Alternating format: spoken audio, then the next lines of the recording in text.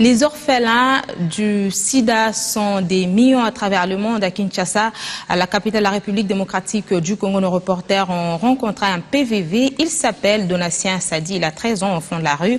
Sa vie est un combat quotidien de survie. C'était à l'occasion de la célébration de ces journées leur dédiées. Je m'appelle Donatien Sadi. Je suis âgé de 13 ans. Donatien, ce jeune garçon de 13 ans, orphelin de père et de mère, est porteur du VIH-Sida.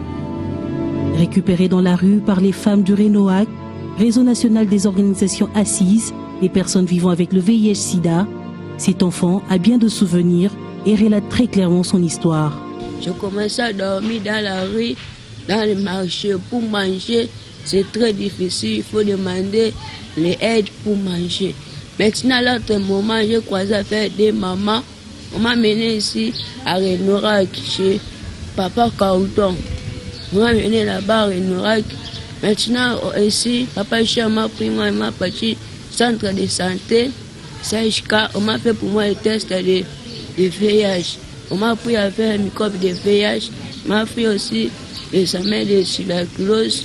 Comme je dormais dehors comme ça, avec tous les vents là, on m'a pris avec la tuberculose. J'ai commencé à prendre les médicaments de AAV, à faire les médicaments de TB. Mais sinon, c'est ça que je suis comme ça. Le RENOAC est une structure composée essentiellement des personnes vivant avec le VIH, s'attelle à la sensibilisation, le plaidoyer et héberge également les malades rejetés en vue d'une prise en charge efficace. Nous allons sensibiliser dans nos quartiers quand nous trouvons par exemple une maman, une jeune fille ou une femme ou un homme où on voit que vraiment sa santé est précaire, tout ça. On lui conseille, on lui dit bon, si tu peux aller faire le dépistage volontaire, par exemple tu penses que c'est les Mbassou et pourtant peut-être les sarcomes des Kaposi, hein, allez vous faire dépister. Et souvent, quand ils viennent se faire dépister, ils sont souvent positifs. Et c'est pour cela que chez nous, ici, quand nous dépistons, on voit que si nous avons dépisté 65, vous verrez peut-être 35 sont des positifs. De la rue au centre d'hébergement et même à la prise en charge médicale, le problème de Donatien est loin d'être résolu. Il fait face à de nombreuses autres difficultés. Première difficulté, je n'étudie pas. Deuxième difficulté, pour manger, c'est très difficile. Troisième difficulté, je ne suis pas vers les habits. Quand vous envoyez ici, ces habits, j'ai fait j'avais ça 5 jours. Maintenant, si j'enlève ça, les habits pour porter l'autre, il n'y en a pas. Je ne suis pas faire beaucoup les habits. Les habits ici, il n'y en a pas. Difficulté aussi, je n'étudie pas. Manger aussi, c'est très problème pour moi. Jean-Luc Kella, malade stable depuis 11 ans, pense à ceux qui sont comme lui et souhaite qu'il y ait un grand nombre de postes de distribution des ARV. Ici, par exemple, c'est grâce à MSF Belgique que nous louons ces produits, que nous louons, mais où nous avons installé nos bureaux. Nous n'avons pas des endroits. Nous demandons aujourd'hui à l'État, surtout au chef de médecins, zone de santé, nous leur disons de disponibiliser des espaces où nous pouvons mettre les postes de distribution des ARV aux patients stables. Parce que tant que ces postes de distribution des ARV ou de patients stables seront disponibles, les hôpitaux aussi seront désengorgés. Quant à Donatien, il réfléchit encore pour son avenir. Il faut faire quelque chose dans la vie, il faut étudier. Si tu n'étudies pas, comment tu vas faire? Si tu n'étudies pas, tu vas venir comme un poussé. Mais si j'ai étudié, je vais venir l'homme dans la société. Quand chaque forum, je raisonne ça ne fait pas moi pas bien. Mais les mamans me consolent. Il ne faut pas raisonner comme ça, il ne faut pas raisonner ces choses qui arrivent. Pour le coordonnateur de cette structure, ce n'est pas encore le moment de parler de zéro contamination et zéro décès lié au VIH-Sida en 2015. Et comment nous pouvons parler de zéro infection et zéro mort du VIH-Sida si les gens ne sont pas corrects, s'il n'y a pas une prise en charge conséquente hein, aux personnes vivant avec le VIH-Sida. Ils vont toujours mourir. Les personnes vivant avec le VIH-Sida disent non à la discrimination dont elles sont victimes dans la communauté et plaident pour une prise en charge efficace.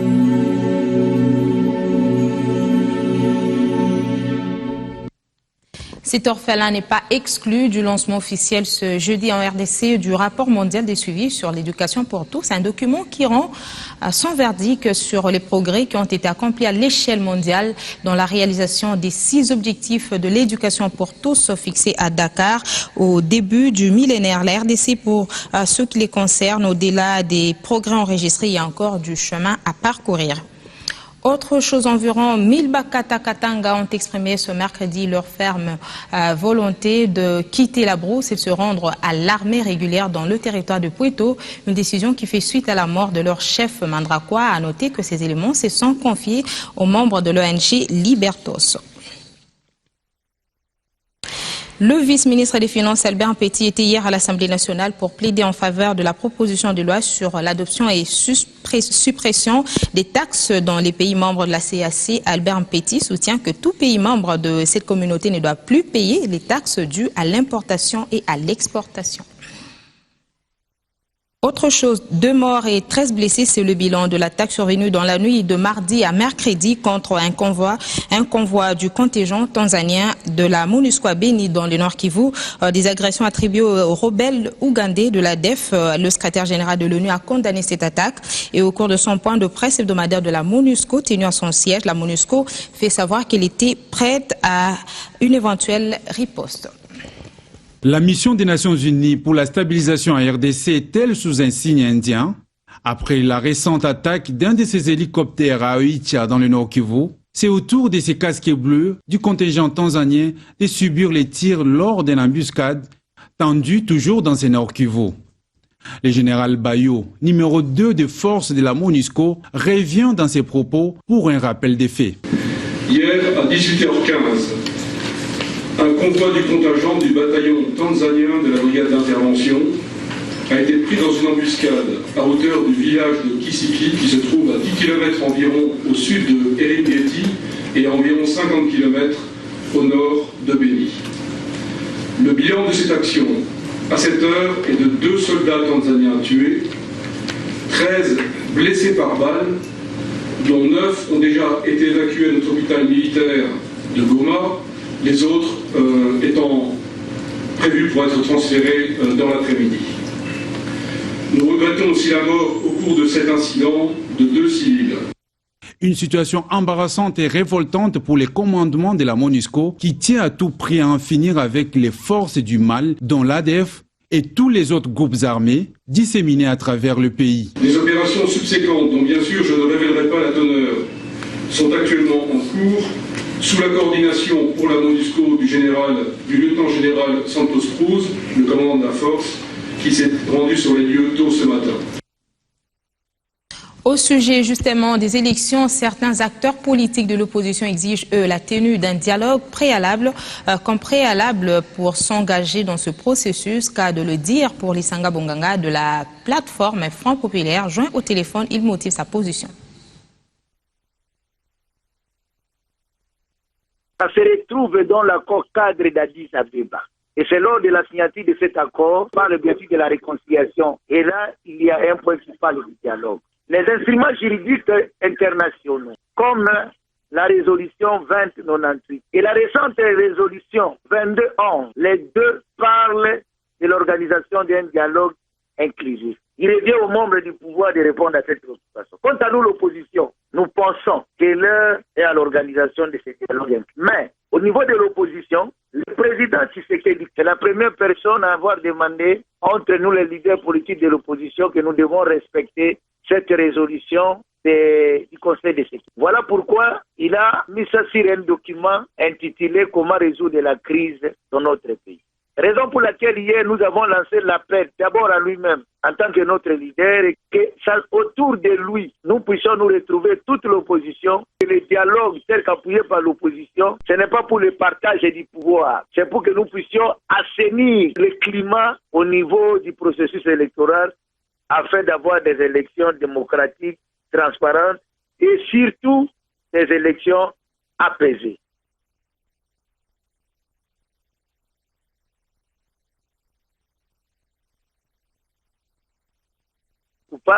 Tous ces éléments. Nous allons parler des gens qui sont encore en prison. Nous avons cité Mouyambo, Diomi, Bonekoube, Mishiki, ils sont nombreux. Et ces gens-là n'ont pas le droit d'aller aux élections. Tous ces éléments pour assainir la situation avant d'aller aux élections. Voilà au moins quelques éléments. Quelles sont les conséquences de gamme cosmétique proposée aux femmes lors d'un bain intime? C'est la question que s'est posée votre rédaction et pour y répondre, une experte en question de santé a donné quelques précisions à ces sujets dans un extrait de la rubrique Entretien. Je vous propose de l'écouter. Mon avis, je le donnerai en tant que médecin, pas en tant que femme.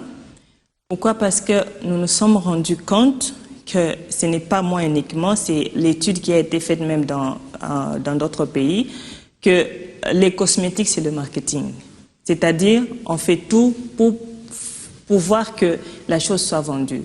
Et donc, pour les femmes, je conseillerais de n'utiliser aucun produit, ni savon. C'est très irritant pour la partie intime. Et les autres cosmétiques que nous retrouvons dans les supermarchés et même dans certaines pharmacies, c'est déconseillé.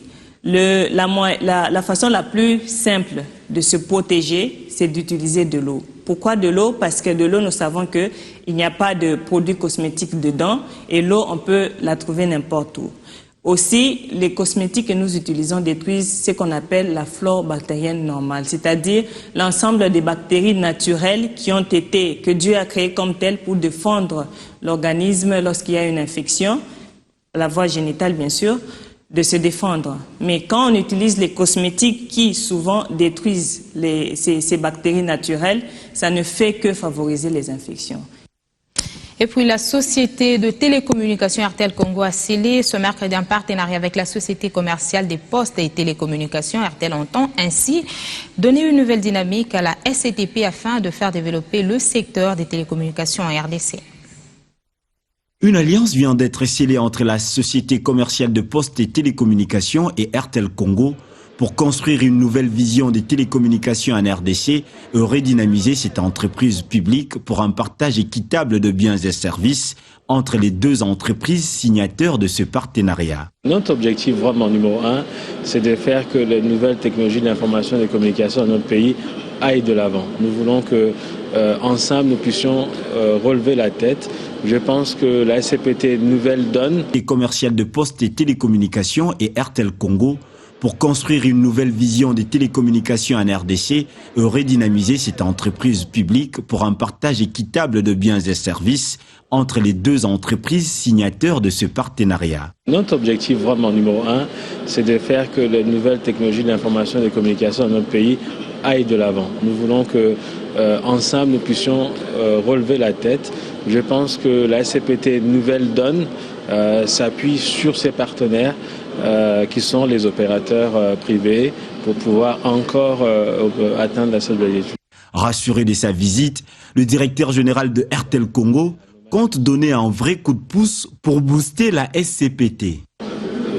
Je suis un partenaire qui n'est pas rassuré parce que j'ai rencontré le directeur général et le DGA qui m'ont partagé leur vision et c'est une vision qui rassure, une vision qui montre beaucoup de dynamisme et nous pensons que ce qu'on a fait dans le passé avec la SCPT, c'est peut-être le centième de ce que nous comptons faire demain après-demain. Nous voyons cette volonté d'avoir des services de qualité, les standards internationaux qui faciliteront l'émergence de cette modernité dans notre pays. Et nous, en tant qu'opérateurs privés, trouver des partenaires publics ancrés dans ce dynamisme, ce n'est que ce que nous demandons.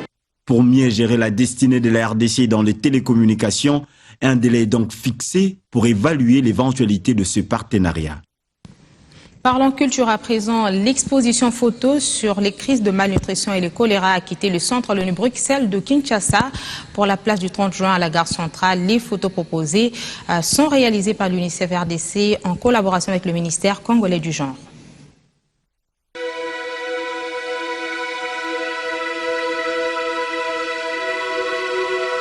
Des clichés sur la place du 30 juin qui éternisent l'action de l'UNICEF en République démocratique du Congo. C'est l'idée de cette exposition mise en place par cette agence des Nations Unies avec les soutiens de la branche humanitaire de l'Union européenne. Initiée sous 3 thèmes, cette exposition photo relate la lutte contre les crises de malnutrition et les choléra, ainsi que la réponse rapide au mouvement des populations. L'exposition que nous inaugurons aujourd'hui en évidence par le biais de photographies la collaboration entre le gouvernement de la RDC, l'UNICEF, ECHO et les partenaires techniques et financiers de la réponse à l'urgence.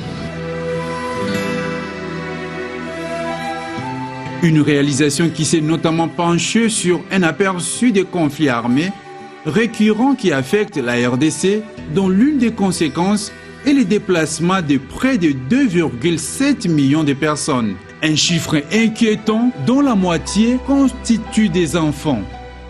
Avec vous, l'UNICEF, nous œuvrons pour améliorer les conditions de vie des personnes vulnérables, dont principalement les enfants et les femmes. Ainsi, en ces jours mémorables, le gouvernement salue l'engagement de l'UNICEF car ce partenariat contribue à l'amélioration de la qualité de vie des enfants et des femmes. Et pour véhiculer ces messages forts à travers les pays, l'expo photo alliée dans la réponse en urgence se veut ambulante puisqu'elle compte se présenter à Goma au mois de juin et au mois d'août à Lubumbashi avant d'étaler ses clichés devant l'hémicycle du Parlement européen.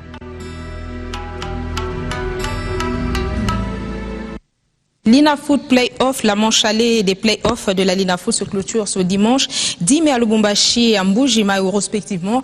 Louchi Sport va offrir ses hospitalités au club quinois MKFC et Sa Majesté Sangaba Lendi va recevoir l'SV Club au stade Chikisha pour éviter les dérapages avérés dans les stades lors de la phase allée. Une réunion sécuritaire entre tous les acteurs participe à l'organisation des matchs a eu lieu cet avant-midi au stade de la FECOFA. Une réunion tripartite se tient au sein de la FECOFA entre le comité de gestion de la Ligue nationale de football, les clubs engagés au championnat de la LINAFoot, le gouvernement provincial et la police nationale congolaise. Le but de ces pourparlers est de sauver le championnat national de football qui est en phase de play-off manche allée qui bat de l'aile suite à des problèmes financiers et sécuritaires qui se posent dans les stades. La presse invitée comme partenaire en vue de vulgariser l'éthique sportive qui est fédération de la cohésion et de la diversité sociale. L'objectif est de redonner envie aux amoureux du football de renouer avec la fréquentation des stades afin d'assainir le climat social. Depuis le siège de la FECOFA, Jean-Luc Aninda, Diwan. Fin de ce journal, Madame, Messieurs, merci de rester avec nous.